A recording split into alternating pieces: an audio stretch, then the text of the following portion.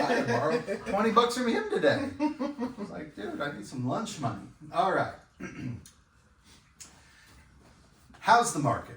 Is a question that I get asked all the time, just in casual settings by people that I encounter, that I am around a lot, at church, at barbecues, at whatever. How's the market? You get asked this question? If they know you're a real estate agent, they're going to ask you, how's the market? How's the market? And the answer is, it's always different. The market is dynamic, but we can kind of generally categorize it in a couple of big boxes. One of those is the buyer's market. Yep. The other one is seller's market. And depending on which side of the transaction you're on, you like one more than the other. But Tenia, as a professional, when we're in a buyer's market, what does that mean and how do you explain it to somebody that wants to know? So a buyer's market pretty much means that the buyers have the advantage over the sellers. Mm-hmm. It's going to mean that there's a lot more inventory for buyers to choose from. Mm-hmm. So maybe there's 4 houses and there's one buyer, and they can pretty much bid what they want because you only have a limited number of buyers to choose from your house. So overall, buyers have the advantage in a buyer's market. Absolutely. On the lending side in a buyer's market, what does that look like for you, Joe? What's maybe a little different? The biggest point with like the advantage, it means that you don't have to be as persnickety as a buyer. I like that word, persnickety. Yeah. You can go look at more houses and know that, well, if you don't get this one, there's going to be another one, right? So it really allows for you, it gives you some freedom to take your time, or allows you for some freedom to advance your timeline if you'd like. Right. Hey, I've only got 2 months left on my lease. Let's go look at 4 houses this week, and we're probably going to find something that'll work. Mm-hmm. So, I mean, that's more on your side. I mean, I'm going to get you pre-approved and send you out there with a maximum pre-approval either way, and say, you know, go get them. But yeah, the biggest thing is that it takes some stress off of the buyer. Absolutely. Yeah. So absolutely. So when we're out showing houses, I mean, how do you operate as an agent in a buyer's market? Maybe a little differently. So in a buyer's market, we're going to have a lot more time to sit back and think about things. So, you know, right now, if you like a house, I'm telling buyers, put an offer in on it immediately. If you like it, it's not going to be here. Because that's not a buyer's market. It's not going to be here next week. So in a buyer's market, you have a lot more time to think about the house, to go home, to just go home and think about things. You're not in a rush to put in an offer. You're not competing with 5 or 6 other buyers for the home. It like Joe said, it's just going to be an easier transaction. So yeah. When I bought my home in 2015, I don't know that it was a full buyer's market, but it was more buyer than seller, right? Yeah. So we actually saw our home 4 times. Oh, did you? Over the course of about 3 weeks. And the 4th time we went in, the sellers had cookies, fresh baked cookies sitting out. They had a sign that said "Eat the cookies," you know, and they just everything. There were little notes: "If you want this, we'll leave it," all over the house. And I mean, we already liked the house, but it was really between this one that we bought, which was bigger, or one that was a little smaller, but was kind of newer and more updated. And we decided to go with the bigger one because we could update it ourselves. Yeah. But what that allowed us to do was just what you're saying. We took our time. We really considered our options. The house wasn't priced poorly at all, but we were still able to negotiate seller closing costs being paid. Yep. We got a home warranty on it. We still got the price down a little bit, and we traded them a little bit more time for basically a lower price. Right. All those things were possible because it was more of a buyer market. Yeah. Yes. And those are the things we're trying to do for our clients. Yeah. But in a seller's market, when we're working with buyers, we still want to get our buyers the best deal. Absolutely.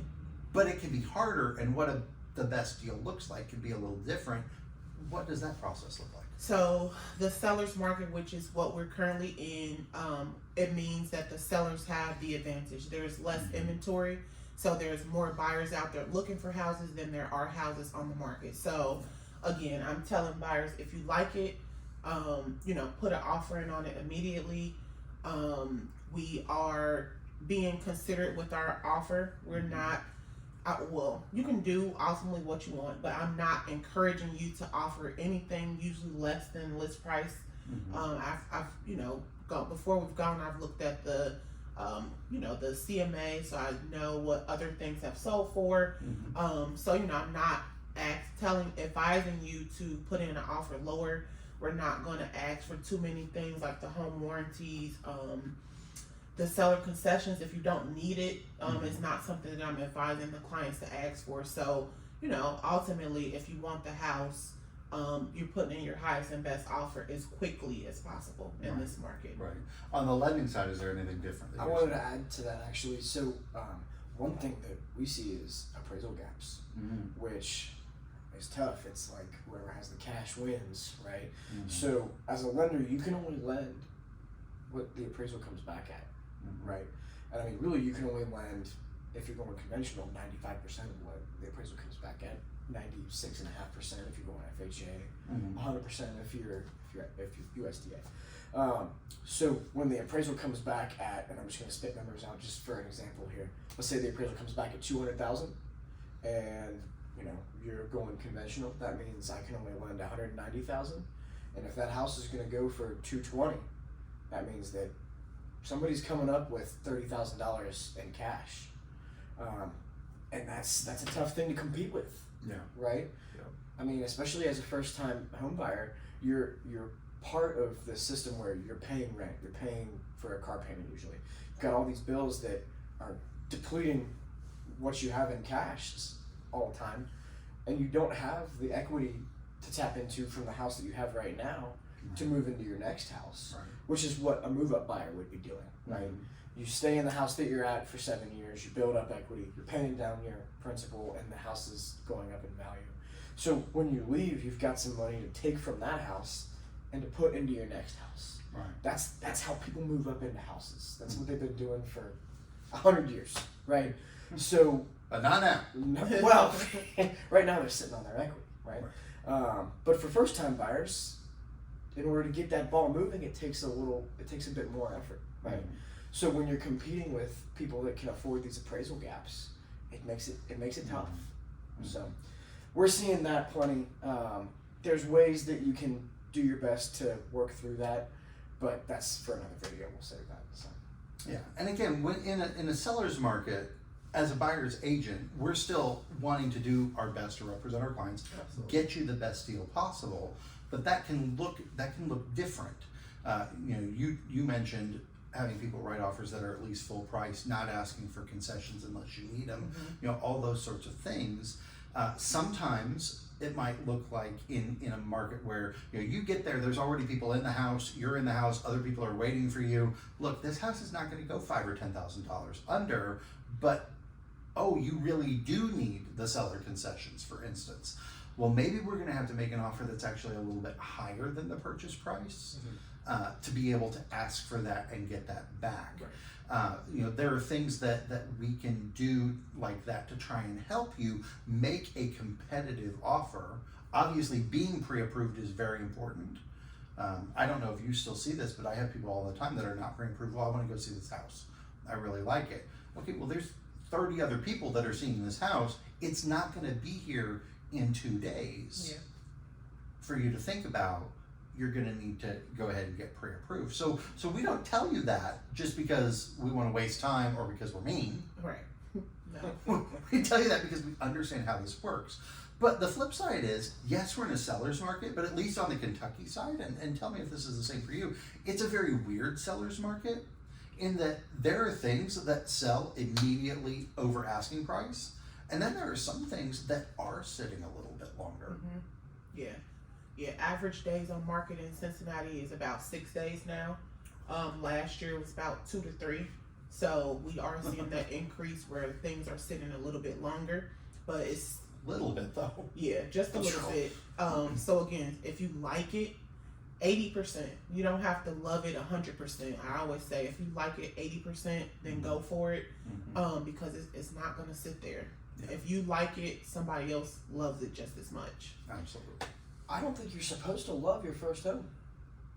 I love mine. I mean, I love mine too because it's mine. But there are things that are always changeable, and that's where a good agent is going to be able to help you. Does it meet your needs? I mean, if you have a kid in a wheelchair and it's a bi-level, that might be a problem. But if it's this room is painted a really funky color, guess what? Home Depot sells paint, Right. and that's fixable. We bought our home again. We didn't love the floors. They were hardwood floors, but we just didn't love them. But we knew, we can change that. We can either put carpet down, we can use rugs temporarily. And the first home improvement we made about 2.5 years after we lived there was we changed the floors. So there are some things that you can't get around. Right. If you need 3 bedrooms and this house is 2, and there's no extra space in the basement, that's a problem. Right? But if it's 3 bedrooms and you just, it's not on a cul-de-sac, it's on a through street, or it's on a through street and we wanted a cul-de-sac, whatever it might be, or, the yard isn't quite as big as I like, but it's got a yard. Here's one that I hear all the time. It's not fenced. Do you get that? Yeah. Yeah. I wanted a fenced yard. Baby, you buying a $200,000 house, this house is $200,000, it's in your budget. How much is a fence? Yeah. Allow yourself room to grow. The home is now yours. You don't have to rush and get it fenced unless you absolutely need it fenced. You don't have to rush. Like you said, you made your first improvement. You didn't like the floors walking in, but it still took you 2 years to do that project. So, again, a good agent is going to help you understand your wants versus your needs. Your needs are your non-negotiables. You can't live without these things. So, and in the seller's market, it's really important to definitely understand what you need versus what is just a want. Absolutely. And we're also making sure that the major things are good too. Right. That the roof has life left to it. Right. That the HVAC is working. Those are things that come up in inspections, appraisals, that we're going to go back if the furnace doesn't work, and we're going to tell the seller, hey, we got to fix the furnace. Right. But here's the thing. If they don't fix the furnace for us, they're going to have to fix it for somebody else too. So there are some things, even in a seller's market, that are still negotiable. Yeah. Depending on what the situation is. And sometimes, we may have to look at, okay, you're not going to fix this the way we want it. We'll fix it, but we're going to take $2,500 off the price. Right. Or you are going to fix it before we close, because otherwise we can't close. Exactly. Sometimes. Yeah. Depending on what it is. But we may have to come up $2,500. Yeah. Right. The beautiful thing about real estate is that everything's negotiable. Everything's negotiable. Everything. Which is why it's so important to have professional negotiators like yourselves dealing with this. Yeah. Because otherwise, you never know what could be slipped under the rug. Yeah. And then you find out afterwards. Inspections and appraisals are great. Those are in place for a reason. That's why those are in place. Yeah. But having people that know what to look for is so important, I think. Absolutely. And then again, being able to be creative. We thought our yard was fenced in when we bought it. The sellers actually told us, it's fenced in. And there's all these woods behind us, which is great. You know what we found out the first time we turned our dogs out? There was no fence. There's no fence in the woods. We got fences on both sides. We just assumed, we did not walk ourselves out in the woods and check. Our dog walked up to our front door. That's how we found out there was no fence in the backyard. But you know what we figured out we could do? Because it's really hard to go and put the fence in the woods afterwards. Sure. We found out you can put a stake in the yard, put the dog on a lead, let the dog go all over the yard. So there are some things is that really a must-have, or is it a want? Can I wait for it if this house checks all these other boxes? Exactly. And sometimes you got to trade off too. Yeah, I agree. Sometimes there are things that you really want, but there are things you want more. Like school districts. Do you ever have anybody, I have to be in this school district? Yeah, everybody wants to be in Wyoming School District in Cincinnati. Very great school district, popular. Everybody wants to live over there, but the home prices are extremely high, so not everybody can afford to live over there. So then we're looking at different grants and opportunities that they can use to still go to those schools and maybe live in Springdale or Woodlawn and different things like that. And again, having an expert who knows that process and knows how to do it, so important. So that's what we're here for. It doesn't matter if it's a buyer's market or a seller's market. We are here to help you along. Joe, how can they reach you? 513-907-2530. 513-788-1219. And I'm 859-962-7978. Ohio, Kentucky, all the tri-state area with your lending. We're here for you. See ya. I was going to. Yeah. We get